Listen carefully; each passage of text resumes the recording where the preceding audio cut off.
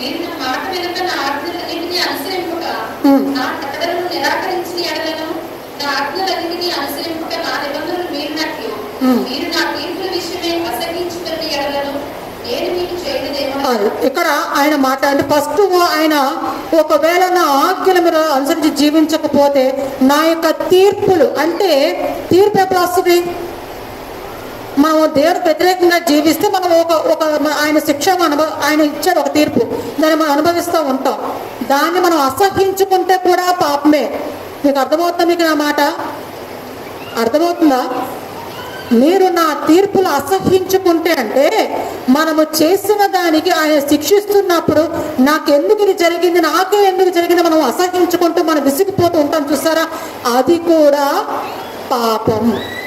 ఎందుకంటే అది న్యాయం, ఆయన దృష్టిలో అది న్యాయం. మీకు అర్థమవుతుంది నా మాట?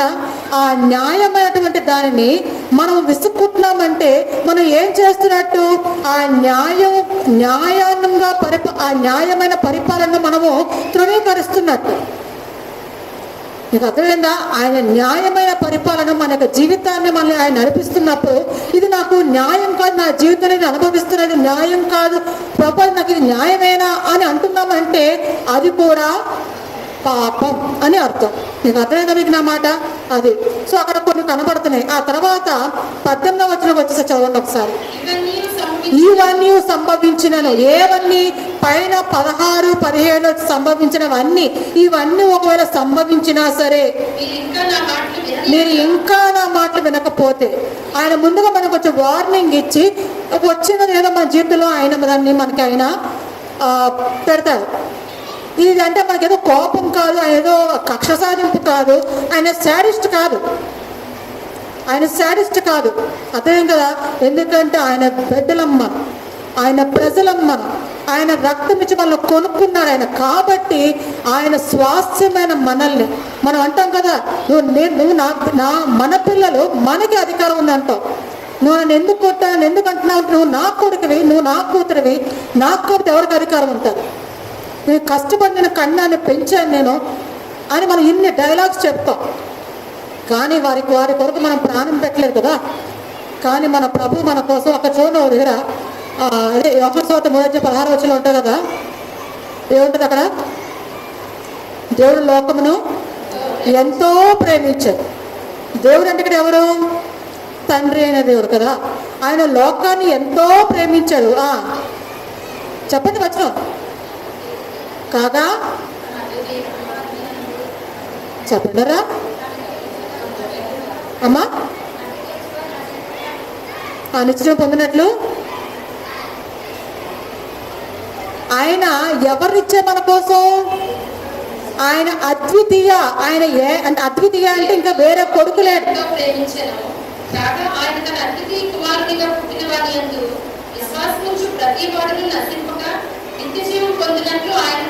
ఆయనను ఎవరిని? యేసు ప్రభు వారిని, ఆయనను మన కోసము మనం నశించిపోకుండా ఆయన మన కోసం ఆయన కుమారుని, ఏకైక కుమారుని మనకు అనుగ్రహించేశారు. ఆయన ఏం చేశారు? తన ప్రాణాన్ని ఇచ్చేశారు. తండ్రి తన ప్రాణానికి ప్రాణమైన తన ప్రియ కుమారుడైన తన ఏకైక కుమారుని తండ్రి ఇచ్చేస్తే కుమారుడు ఏం చేశారంటే తన ప్రాణాన్ని ఇచ్చేశారు. ఇద్దరు తమ ప్రాణాన్ని ఇచ్చేసినట్టే. తండ్రికి ఏముందిలేండి, కుమారుడు వెళ్ళమన్నాడు, తండ్రి చేత నెరవేర్చి అనుకోవద్దు. ఎందుకంటే తండ్రి యొక్క ప్రేమ చాలా గొప్పది. ఆయన కుమారుని మనకు ఎలా కనబడుతుంది అంటే ఆ వచనం చదివినప్పుడు, కుమారుని కన్నా మనల్ని ఎంతగా ప్రేమించారా? మనం అంత మంచి వాళ్ళమా? అంత నీతిమంతులమా? అంత పరిశుద్ధులమా? కాదే. అక్కడ పక్కన మాట్లాడితే మనం నశింపక నిత్య జీవం పొందినట్లు, అంతే కదా. మనము నశించిపోకుండా నిత్యజీవం పొందాలని తన కుమారుని కంటే మనల్ని మరింతగా ఆయన ప్రేమించి ఆయన కుమారుని ఇచ్చేశాడు మన కోసం. తండ్రి తన ప్రాణానికి తన కుమారుని ఇచ్చేస్తే కుమారుడు ఇక్కడికి వచ్చి భూమి మీదకి వచ్చి తన దేవునితో సమానంగా కూర్చి తన భాగ్యమని ఎంచుకొనక ఆయన వ్యక్తిగా చేసుకుని భూమి మీదకి వచ్చి తన ప్రాణాన్ని ఇచ్చేశాడు. అలాగా మనం ఆలోచించినప్పుడు మనకి అసలు మనం ఏం చేస్తున్నాం తిరిగి అన్నది ఒకసారి ఆలోచిస్తే ఏమీ లేదండి, జీరో, ఏమీ లేదు. అర్థమైంది కదా. ఇక్కడ చూడండి, ఇక్కడ చూడండి 26వ అధ్యాయంలో లేదు కన్నా మీరు ఇవన్నీ సంభవించి మీరు ఇంకనూ నా మాటలు నేను మీ పాపను బట్టి మరి 7 అంతలుగా మిమ్మను దండించెదను. అప్పటికే వారు శిక్ష అనుభవిస్తున్నారు, తీర్పులు అనుభవిస్తున్నారు. మీరు అసహించుకున్నారనుకో, మీరు నా మాటలు వినలేదనుకో, ఇంకా నా ఆజ్ఞలు అనుసరించి మీరు జీవించదనుకో, మీ యొక్క పాపముకు ఆ యొక్క శిక్ష మరింత 7 అంతలు నేను చేస్తా. అదే కదా, అక్కడ కూడా 7 అంతలు చేసినా ఇంకా వినమంట మనం. దేవుని తెలుసు 7 అంతలు చేసినా వినరు వీరు అని. అక్కడ కిందకు వచ్చరికి 23వ వచనం చూడండి. శిక్షల మూలముగా మీరు నా ఎదుట గుణపడక నాకు విరోధంగా నడిచిన యెడల ఎన్ని శిక్షలు మీకు ఇస్తున్నా, 7 అంతలుగా శిక్ష మీకు పెంచినా, ఈ శిక్షల మూలంగా మీరు ఇంకా గుణపడక మీరు నాకు విరోధముగా నడిచిన ఎడల నేను కూడా మీకు విరోధముగా నడిచెదను. ఇంకా దేవుడే మనకి విరోధంగా నడిస్తే, దేవుడే సహాయం, అక్కడ రాజు అదే అంటున్నాడు, దేవుడే నీకు సహాయం చేయకపోతే నేను ఎలా సహాయం చేయగలను నీకు? అదే కదా, దేవుడే మనకి విరోధంగా నడిస్తే ఇంకా మన పరిస్థితి చూడండి. అప్పుడు ఇంకా వినాశనమే. ఆ వినాశన పరిస్థితుల్లోనే ఆ శత్రువు వచ్చి మొత్తం అంతా కూడా ఆ యొక్క దేశాన్ని, ఆ యొక్క ప్రజల్ని, అంటే శత్రువు వచ్చి ఆ యొక్క ముట్టడి వేసి ఆ యొక్క దేశాన్ని పాడు చేసేసి చిన్నాభిన్నం చేసి ముట్టడి దెబ్బలుగా చేసే పరిస్థితి వచ్చిందంటే ఎంత ఘోరమైన, అంటే ఎన్ని శిక్షలుగా, ఎంత దేవుడు మనతో మాట్లాడుతున్నా సరే మనం దాన్ని ఏం చేయట్లేదు. దాన్ని మనం ఆయన ఆజ్ఞలను అనుసరించి జీవించాలని కానీ, లేకపోతే పశ్చాత్తాపడాలి కానీ, మారు మనసు పొందాలి కానీ, ఈ ఆలోచన లేకుండా మనకు నచ్చేది మనం జీవిస్తూ ఉంటున్నామని అంటే చివరికి మనం చూడబోయేది ఏంటి? నాశనము. అదే కదా, అలాంటి పరిస్థితుల్లోకి వచ్చేసారు ఇశ్రాయేలు ప్రజలు. అంటే అప్పటికే దేవుడు న్యాయవంతుడు కాదు, ఆయన న్యాయవంతుడైన అప్పటికే వారిని చాలాసార్లు హెచ్చరించి చేసినప్పటికీ కూడా అంత వారు వినకపోవడం వల్ల కరువు మరింత కఠినమైన పరిస్థితుల వరకు వెళ్ళిపోవడం కూడా దేవుడు అనుమతించారు వారి యొక్క జీవితంలో ఆ యొక్క పరిస్థితులు. మీకు అర్థమవుతుందా మీకు నా మాట? దేవుడు చూస్తూ ఊరుకున్నాడు కదా, ఆయనకి జాలి లేదు, కనికరం లేదు. అలాగే మనం క్వశ్చన్ చేస్తాం, ప్రభా నువ్వు కనికరించవా, నీకు జాలి లేదా, నేను ఏం చేశాను తప్పు? మనం చేసినవన్నీ మర్చిపోయి మనం నచ్చినట్టు మనం జీవించి ఈ రోజు మనం ఏడుస్తున్నాం అంటే ఇది నా పశ్చాత్తాపం అంటే ఏడవడం మాత్రం కాదు, ఇది నా యొక్క జీవితంలో ఇది న్యాయం, ఇది నేను అనుభవిస్తానంటే ఇది న్యాయం అని ఎప్పుడైతే మనం గ్రహిస్తామో అప్పుడు ఆయన కృపను దేవుడు మనకి ఆయన అనుగ్రహిస్తారు. అర్థమే కదా? సరే, ఇక్కడ చూడండి 26వ అధ్యాయంలోనే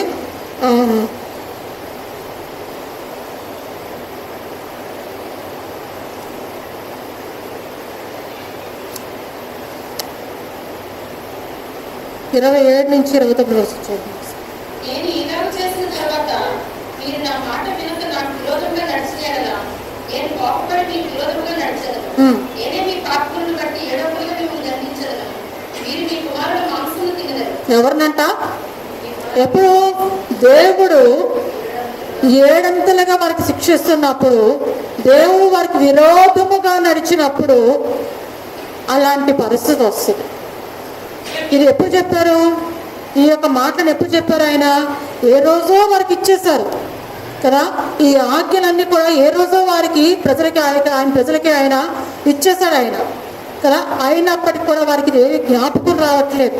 వారు చూడడానికి వారు ఇష్టపడలేదు. పోనీ ఏమన్నా ప్రవక్త వరకు వెళ్తే, పోనీ ఏమన్నా ఆయన దేవునితో మాట్లాడి, పోనీ ఏమన్నా దేవుని చేయడం వాక్ మనకి ఏం చెప్తారంటే ఆ ప్రవక్త యొక్క తలను కూడా కొట్టి చంపేయమంటున్నారు.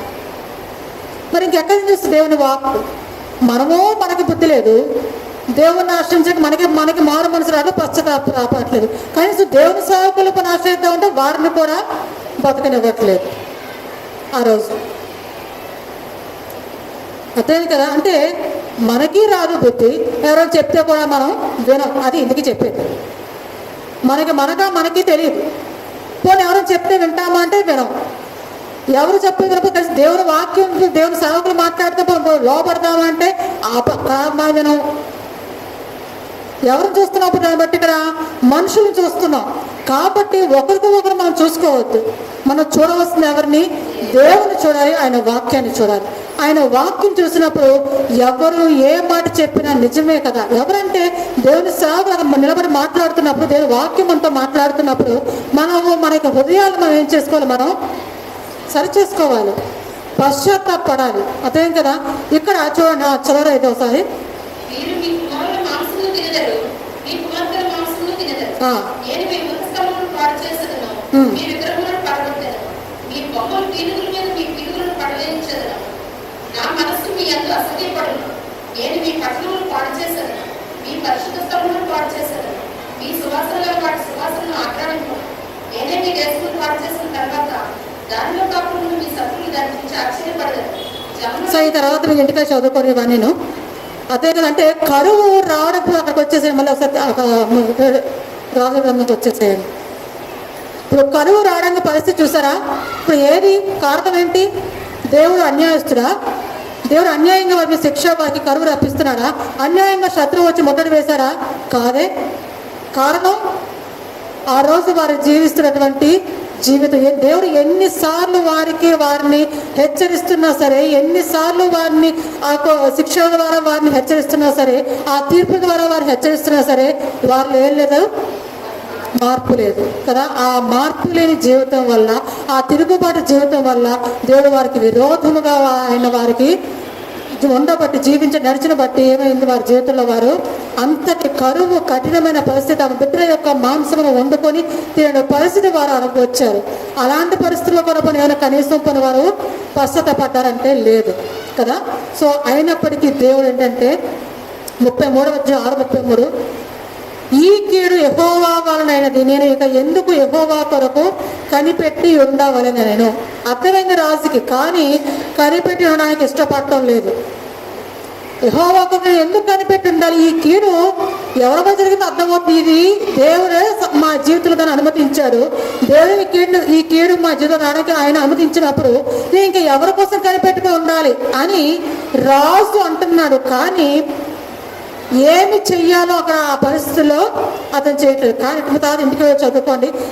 దేవుడు అక్కడ ఎలీషా ద్వారా మాట్లాడడం చేత రేపు ఈ పాటికి మీరు షోమ్రోన్లో మీకు దేవుడు ఎలాంటి వాగ్దానం ఇచ్చాడో అక్కడ 7వ అధ్యాయము ఒక చదివేస్తారో ఒకసారి.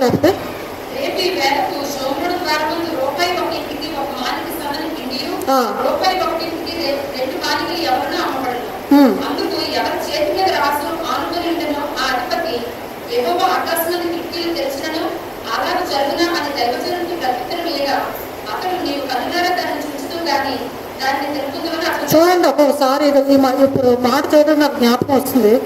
రాజు దేశాన్ని పరిపాలిస్తున్నటువంటి రాజు. జాగ్రత్త, కొంచెం వినండి, సమయం అయినా పర్వాలేదు వినండి.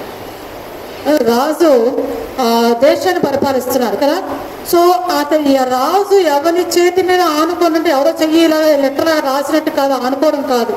అంటే ప్రతి దానికి ఒక అతను ప్రక్కన ఉండి రాజుకు సలహాలు ఇస్తూ, రాజుని ఆ ప్రతి విషయంలో కూడా రాజుకి తోడుగా ఉండి అతను అంటే ఆ రాజ్యాన్ని పరిపాలిస్తున్నప్పుడు తీసుకున్న నిర్ణయాలన్నింటిలో కూడా ఒక అతను తోడుగా ఉంటారు. సో అతను ఒక మాట మాట్లాడతాడు. ఏంటంటే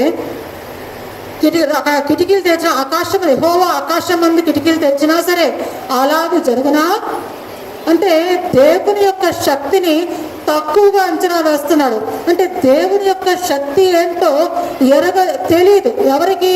రాజు ఎవరి మీద ఆధారపడుతున్నారో అతనికి దేవుని శక్తిని తెలియట్లేదు.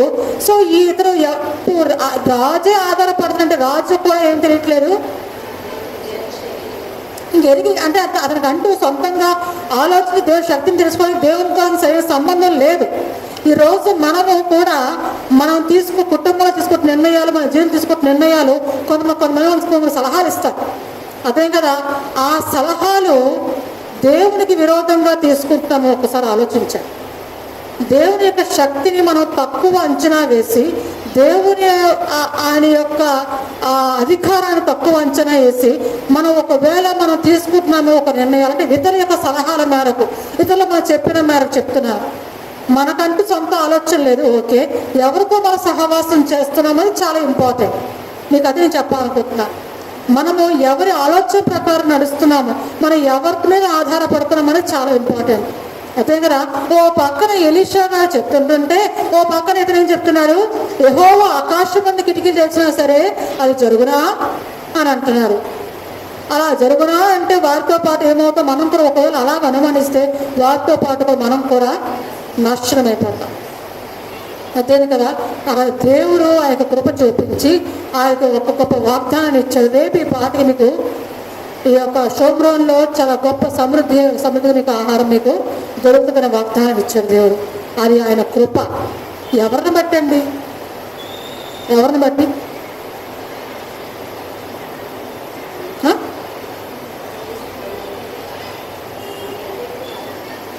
ప్రజలను బట్టి కాదు, రాజును బట్టి కాదు, దేవుని యందు భయభక్తులు గల వారికి ఆయన విడిచిపెట్టడండి. ఇది ఎప్పుడు కూడా జ్ఞాపకం పెట్టుకోవాలి మనం. ఇది ఎప్పుడు జ్ఞాపకం పెట్టుకోవాలి.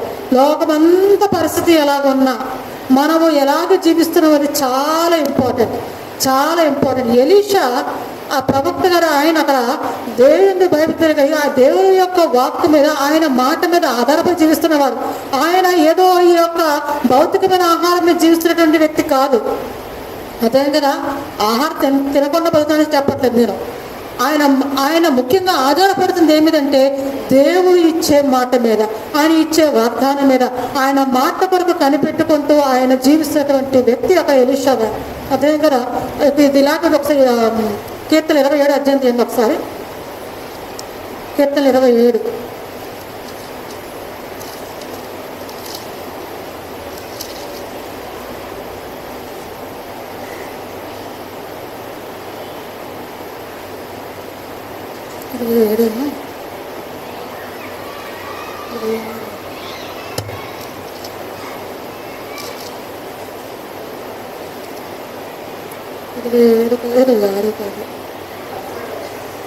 ఇది కాదు, తీసుకుంటా.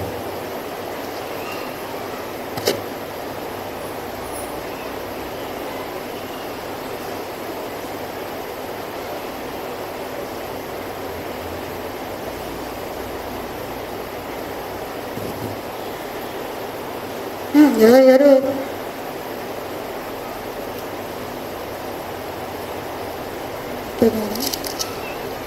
సారీ 33 అండి, 33 కీర్తన 33 వచ్చాయి. కీర్తన 33 వచ్చాయి. ఈ 33 అధ్యాయంలో చూడండి, ఇక్కడ 15 నుంచి చూడండి ఒకసారి.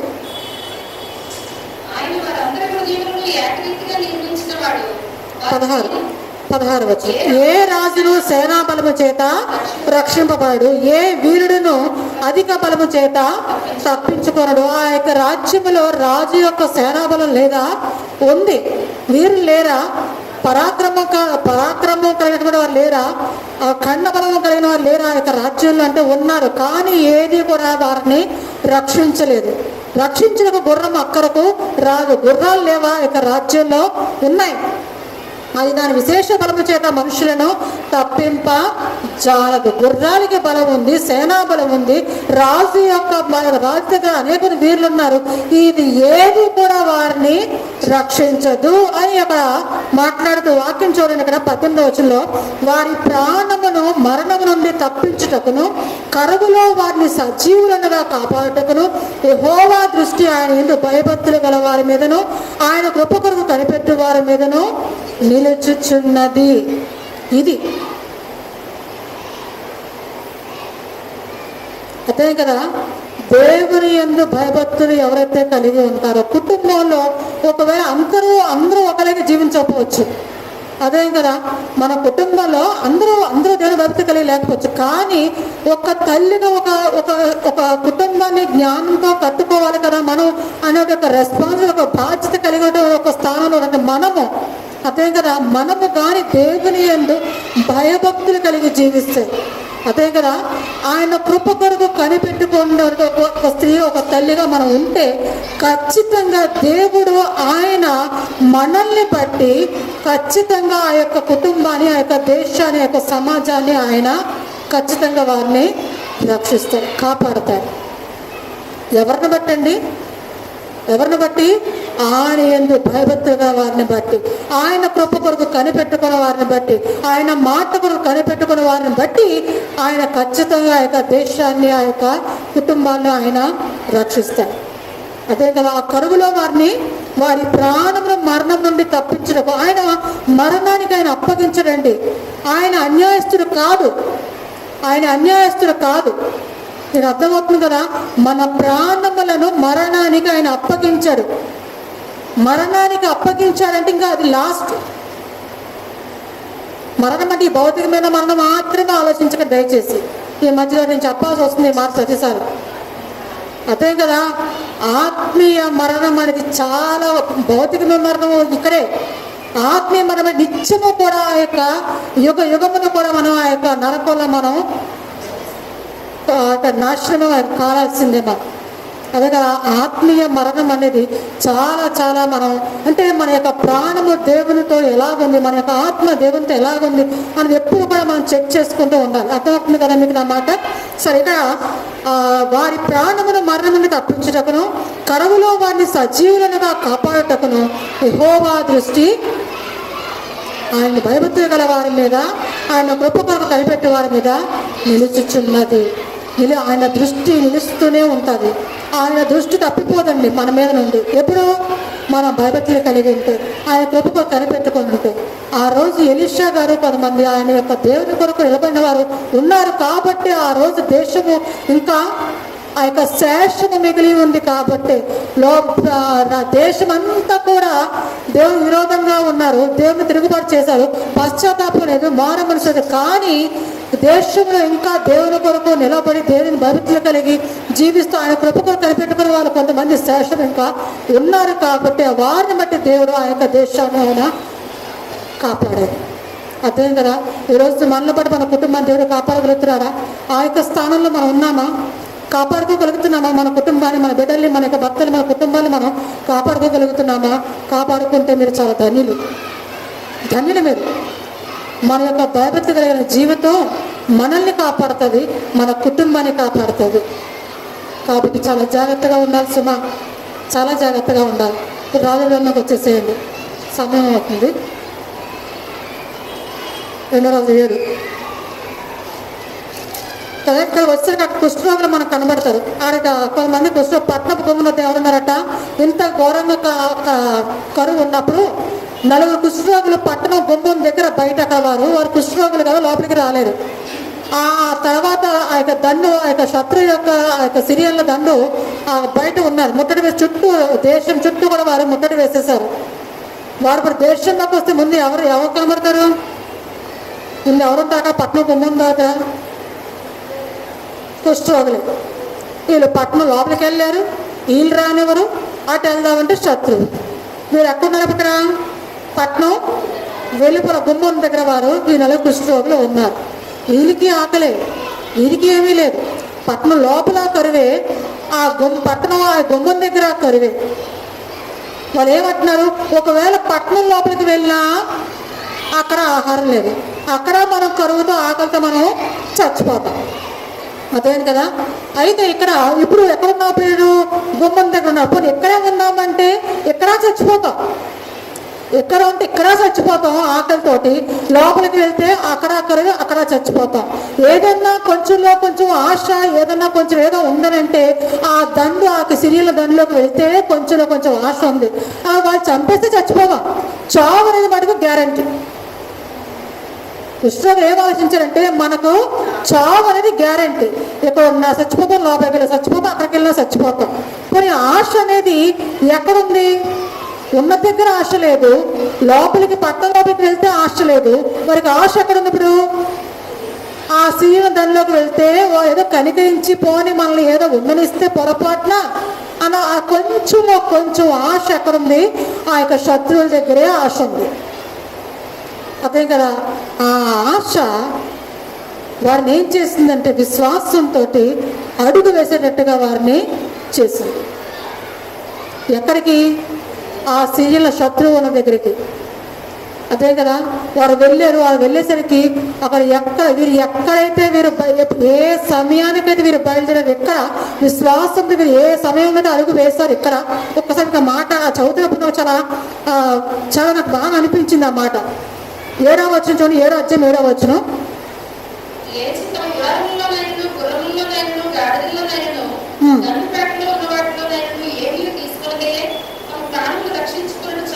అంటే సిరియన్లు ఆ గుర్రంలో సౌండ్ విని వారు పారిపోయారు. లేచి వారు ఏం చేశారంటే వారు పారిపోతున్నారు. సంధ్య చీకటిని ఉన్నది ఉన్నట్టుగా పేట విడిచి పారిపోయి ఉండేది. వీరు కూడా అదే సాయంకాలం వీరు కూడా ఇక్కడ బయలుదేరుతారు. పట్టణం గుమ్మం దగ్గర వారు అక్కడ బయలుదేరుతారు. చూడండి, అది కూడా చూద్దాం.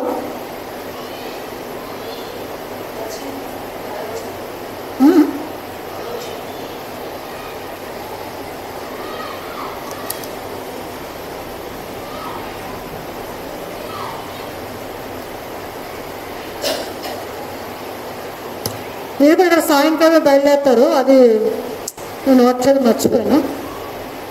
సరే, వీరు ఇక్కడ బయలుదేరుతారు. అదే సమయానికి ఆ యొక్క దండుపేట కూడా ఆ యొక్క సిరియలు కూడా ఖాళీ చేసి వారు పారిపోతారు.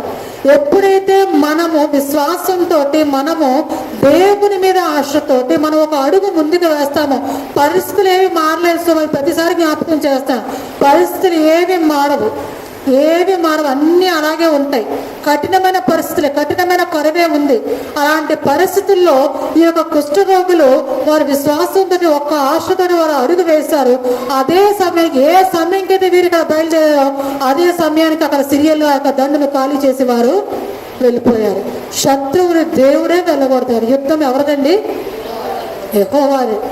అదే కదా, మనం వేసే అడుగు, ప్రతి అడుగు కూడా మనల్ని ఎక్కడ తీసుకుని వెళ్తాడంటే ఆ యొక్క సమృద్ధి అయిన దానికి, ఆ యొక్క ఆశీర్వాదంలోకి, దేవుని దగ్గరికి మనం అది సమీపంగా మనం దేవుడి దగ్గరికి మనం వెళ్తాం. విశ్వాసంతో వేసే అడుగు. పరిస్థితులు కఠినంగా ఉన్నా సరే, మీకు మరలా జ్ఞాపకం చేస్తున్నాను, పరిస్థితులు కఠినంగా ఉన్నా సరే, చాలా భయంకరమైన పరిస్థితులు, ఎలాంటి పరిస్థితులు, మార్పు లేని పరిస్థితులు, ఎంతకాలమైన మార్పు లేని పరిస్థితులు, ఎంతకాలమైన అలాగే ఉండిపోతాయి. మన విశ్వాసంతో అడుగు వేసేంత వరకు, మనలో మార్పు వచ్చేంత వరకు, మనలో పశ్చాత్తాపం వచ్చేంత వరకు అవి అలాగే ఉండిపోతాయి.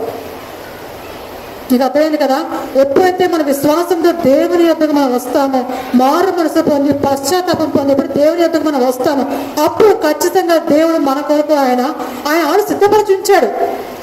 సిద్ధంగా ఉంది ఆహారం. ఎవరికి సరిపడా? దేశము మొత్తం ప్రజలు అందరికీ సరిపడా ఆహారం అక్కడ సిద్ధపరిచించాడు దేవుడు. నువ్వు ఈ 4 కుష్ఠరోగులకు మాత్రమే కాదు, విశ్వాసముతో అడిగేసిన 4 కుష్ఠరోగులకు మాత్రమే కాదు. మీకు అర్థమైంది కదా, ధైర్యంగా వేసి అడుగులు వేసేటప్పుడు ఈ యొక్క 4 కోసము కాదు ఆహారం సిద్ధపరిచిన దేవుడు. దేశము మొత్తం సరిపడా ఆహారం దేవుడు అక్కడ సిద్ధపరిచి ఉంచాడు. అర్థమైంది కదా. ఈరోజు విశ్వాసముతో మనము కఠినమైన పరిస్థితుల్లో ఉన్నప్పుడు కూడా మనం వేసిన అడుగు మన యొక్క జీవితానికి ఆశీర్వాదం, అట్ ది సేమ్ టైం మన కుటుంబానికి కూడా అది ఆశీర్వాదం తీసుకుని వస్తాడు. అడుగు వేసింది ఎవరండి? మనమే. దేవుని మీద ఆశతో, ఆయన మీద నమ్మకంతో మనం అడుగు వేసినప్పుడు ఖచ్చితంగా పరిస్థితులు మారవు. మన విశ్వాసము అడుగులు వేసేందుకు మారవు. ఎందుకంటే ఆయన ఆశీర్వాదము ఇక్కడ శాపగ్రస్తమైన దాని దగ్గర లేదు, మనం ఉన్న పరిస్థితి దగ్గర లేదు. మనం ఎక్కడైతే పాపంలో కొట్టారి మనం ఆ యొక్క దొరుకుతున్నామో, ఆ యొక్క పాపంలో మనం కొట్టుకుపోతున్నామో అక్కడ లేదు ఆశీర్వాదం. ఆయన సన్నిధిలో ఉంది ఆశీర్వాదం, అక్కడ ఉంది సమృద్ధి. అక్కడికి మనం వెళ్ళాలి. ఆ సంబంధమైన ఆశీర్వాదం మనకి ఇచ్చేసాడు ఆల్రెడీ. ఆయన మనకు అనుగ్రహించేసిన ప్రతి ఆశీర్వాదం మనకి ఇచ్చాడు. ఆయన ఆ ఆశీర్వాదం పొందుకొని దాన్ని నిలబెట్టుకొని చేత పట్టుకొని విశ్వాసముతో, భయముతో మన విశ్వాసాన్ని కాపాడుకుంటూ రక్షణ మనం ఏం చేయాలి? మరణం వరకు మనం నమ్మకంగా దేవుని కొరకు మనం జీవించాలి అన్నది ఆయన యొక్క చిత్తం. మారు మనసు కలిగి, పశ్చాత్తాపం కలిగి, మనం ఉన్న పరిస్థితుల్లో కాకుండా విశ్వాసంతో మనం అడుగులు వేస్తూ ఎక్కడైతే దేవుడు మనకు ఆశీర్వాదం దాచించారో అక్కడికి నడవాలి. ఆయన సన్నిధికి నడవాలి. ఆయన ప్రసన్నత మనం చూడాలి. అక్కడ ఉండి మనకి ఆశీర్వాదం, అక్కడ ఉండి వెలుగు. మనం ఎక్కడ ఉండి బాబారా కరుణించట కాదు. మీకు అర్థమవుతుంది ఇక్కడ నా మాట. ఆ కుష్ఠరోగులు వెళ్ళారు. వెళ్ళిన తర్వాత వారికి కావాల్సిన వారు తీసుకుని తింటే వారు ఫుల్ కడుపు నిండా వారు తిన్నారు. వారికి ఎవరు గుర్తుకొచ్చారు? వారికి ఎవరు గుర్తుకొచ్చారు? తన దేశపు ప్రజలైనటువంటి వారు లోపల ఆకలితో వారు అలమటించిపోతున్నారు. ఇది మనకు మంచిది కాదు అని అనుకున్నారు. మనం మాత్రమే దీన్ని మనము అనుభవించడం కాదు, ఇది మనం వారికి కూడా మనం తెలియచేద్దాం అని వారు తిన్నారు, కొంత దాచుకున్నారు. కానీ వారికి ఎవరు జ్ఞాపకం వచ్చారు? అక్కడ ఆకలితో అలమటించిపోతున్న వారికి జ్ఞాపకం వచ్చారు. నశించిపోతున్న వారు మనకి జ్ఞాపకం రావాలి. మనమే నశించిపోతున్న వారిలో ఉంటే, మనకే జ్ఞానం లేకుండా ఉంటే మన కుటుంబాన్ని మనం ఏం కట్టుకుంటాం? మనమే రక్షించుకుంటాం. మీకు అర్థమవుతుంది మీకు నా మాట? మన కుటుంబాన్ని మనం ఇంకేం కట్టుకోగలుగుతాం చెప్పండి? అదే కదా. సో అందుకని అక్కడ వారు దాన్ని అనుభవించారు. అట్ ది సేమ్ టైం ఆకలితో అలమటిస్తున్నటువంటి ఆ కరువులో మగ్గిపోతున్న ఆ కట్టున పుస్తకం వారి కొరకు వారు ఏం చేశారు? వారు ఆలోచించి వారు మరలా వెళ్ళి వారు ఆ యొక్క సమాచారం వారు తెలియజేశారు. వారు నమ్మిన తర్వాత వారు మొత్తానికి వారు డిస్కషన్ చెప్తా చదువుకోని మీకు తెలిసిన విషయమే. వారు వచ్చినప్పుడు మొత్తం అంతా కూడా అక్కడ ఆహారం ఎవరు శత్రువులు ఎవరు కనబడరు. ఈ కార్యం అంతా చేసింది ఎవరండి? దేవుడు చేశారు. అక్కడ మనకి ఒక కీప్ అని ఇద్దరు కనబడతారు మనకి. దేవుని ఎందుకు భయభక్తులైనటువంటి ఒక ఎలీషా ప్రవక్త మనకి, ఆయన ప్రవక్త కనబడుతున్నారు, సేవకుడు కనబడుతున్నారు కదా. ఆయన కృపకు కనిపెట్టుకున్న వారు కనబడుతున్నారు. అట్ ది సేమ్ విశ్వాసముతో అడుగు వేసిన వ్యక్తులైనటువంటి ఆ 4 కుష్ఠరోగులు కనబడుతున్నారు. నలుగురిది ఒకటే ఆలోచన, నలుగురిది ఒకటే నమ్మకం, నలుగురిది ఒకటే తలంపు. ఏంటంటే వారికి నలుగురికి ఒకటే ఆశ. ఎక్కడ ఉంది వారికి ఆశ? ఆ యొక్క సిరియల్ దండిలోనే అక్కడే మనకి ఆశ ఉంది, అక్కడే మనకు ఆహారం ఉంటుంది, అక్కడికే మనం వెళ్దాం. నలుగురు ఒకే మాట మీద ఉండి వారు ఏక మనసుతో ఏక భావంతో వారు బయలుదేరే విశ్వాసంతో వారు నమ్మి ఈరోజు మనము సంఘంలో మనం విశ్వాసంతో మనం నడుస్తున్నప్పుడు అందరికీ ఒకటే మనసు ఉండట్లేదండి. కారణం ఏంటంటే మనం దేవుని యొక్క ఆత్మ నడిపింపు ద్వారా మనం నడవటం లేదు. ఎందుకంటే ఆత్మ కలిగించు ఐక్యత మనం ఏం చేయాలి? మనం కాపాడుకోవట్లేదు. పరిశుద్ధాత్మ నువ్వు ఒక దారి అని చెప్పి నడిపించదు.